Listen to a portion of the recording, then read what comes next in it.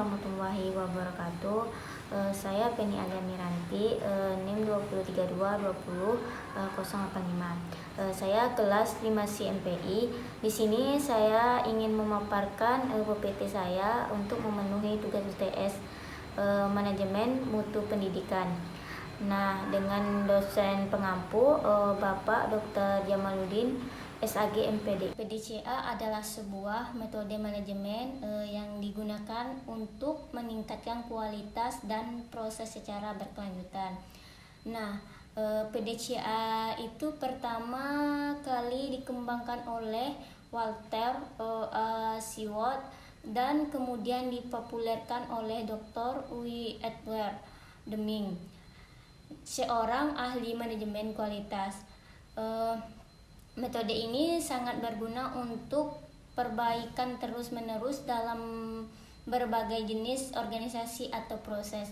Nah, PDCA itu bisa diartikan juga sebagai metode manajemen yang menggambarkan proses perbaikan secara menerus dan berkelanjutan atas suatu masalah. Adapun kepanjangan dari PDCA itu yaitu yang pertama itu ada plan, bisa dikatakan dengan rencana. Yang kedua itu ada do, yaitu bisa dikatakan dengan lakukan. Yang ketiga itu cek itu ada periksa, dan yang keempat itu act itu bisa dikatakan dengan tindak lanjut. Plan atau rencana adalah pada tahap ini tujuan dan rencana aksi disusun berdasarkan analisis data dan identifikasi masalah. Nah, tujuannya itu adalah untuk merencanakan solusi atau perbaikan yang akan dilakukan. Nah, bisa dikatakan juga dengan hasil dari proses perencanaan, yaitu membuat daftar langkah-langkah yang akan dilakukan untuk mencapai tujuan yang tertentu. Nah, ada juga do atau lakukan.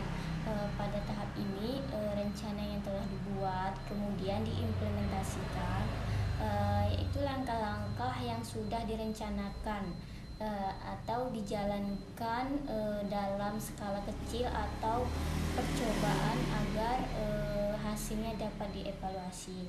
Nah, pengertian dari do ada juga itu do kata kerja dalam bahasa Inggrisnya itu yang artinya mengerjakan atau sebagai atau melakukan. Nah, do itu juga dapat berfungsi sebagai kata bantu dalam kalimat tanya dan negatif. Nah, adapun cek atau pemeriksaan adalah mengevaluasi hasil pelaksanaan atau membandingkan hasil aktual terhadap tujuan yang telah direncanakan. Nah, pada tahap ini analisis yang dilakukan untuk menentukan apakah perbaikan atau perubahan yang dilakukan sesuai dengan harapan. Nah, bisa juga dikatakan dalam tahap cek itu dilakukan perbandingan antara hasil aktual dengan target yang telah ditetapkan. Nah, dari hasil perbandingan tersebut itu dapat kita ketahui apakah perbaikan yang dilakukan berhasil atau tidak. Nah, jika belum mencapai target, maka dapat didefinisikan area mana yang perlu perbaikan dan penyesuaian. Baik, adapun yang terakhir itu ada act atau tindakan. Nah, tindakan adalah menindaklanjuti hasil evaluasi dengan mengimplementasikan perubahan secara penuh jika berhasil. Nah, atau kembali ke tahap perencanaan jika hasil tidak sesuai dengan yang diharapkan. Tahap ini dapat memastikan bahwa perbaikan dapat diintegrasikan secara berkelanjutan. Nah,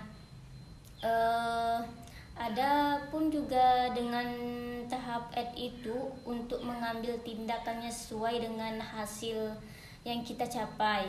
Nah, tindakan yang diambil dengan berupa tindakan perbaikan atau tindakan standarisasi. Adapun quality assurance adalah proses sistematis yang dirancang untuk memastikan bahwa produk atau layanan memenuhi standar kualitas yang telah ditetapkan. Nah, quality assurance itu tidak hanya melibatkan pengujian produk akhir, tetapi juga fokus pada setiap tahapan produksi atau pengembangan untuk mencegah terjadinya kesalahan sebelum produk sampai ke konsumen. Adapun urgensi quality assurance dalam manajemen mutu. Nah, yang pertama itu ada mencegah cacat atau kerusakan produk.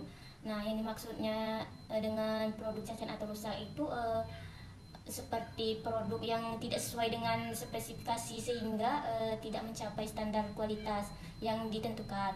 Nah, tidak dapat dikerjakan ulang dan memiliki nilai jual yang rendah sebagai nilai sisa. Nah, yang kedua itu ada meningkatkan kepuasan pelanggan. Nah, maksudnya dengan meningkatkan kepuasan pelanggan itu seperti upaya untuk mendapatkan pelanggan baru dan mempertahankan pelanggan yang sudah ada. Nah, kepuasan pelanggan itu merupakan tingkat perasaan pelanggan setelah membandingkan apa yang diterima dengan harapan. Ada juga quality assurance dalam organisasi pendidikan adalah proses yang memastikan bahwa lembaga pendidikan menjalankan standar kualitas yang ditetapkan dalam setiap aspek. Nah, mulai dari kurikulum, metode pengajaran, fasilitas hingga hasil pembelajaran siswa.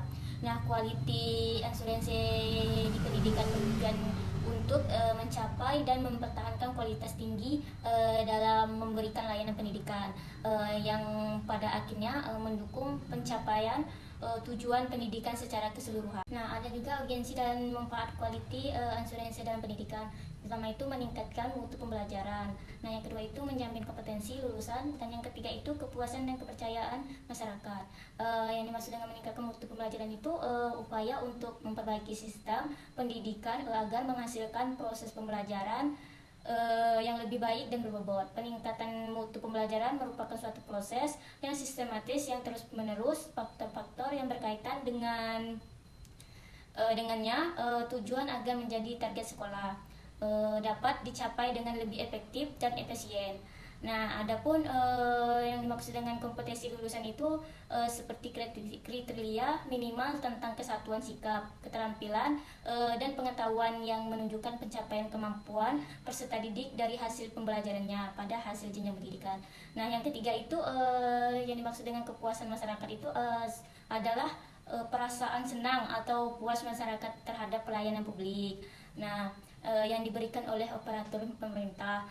Sementara itu kepercayaan tidak berpengaruh terhadap kepuasan pelanggan.